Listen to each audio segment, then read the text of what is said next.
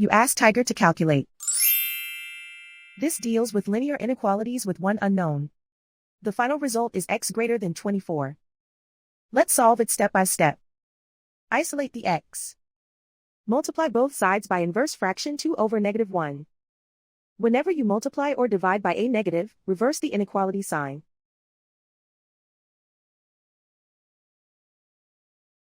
Group like terms.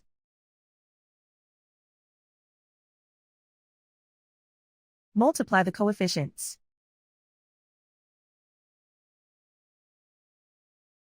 Simplify the arithmetic.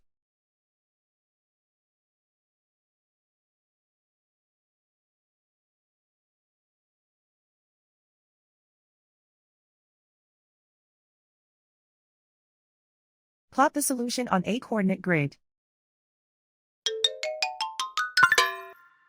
And so the final result is x greater than 24.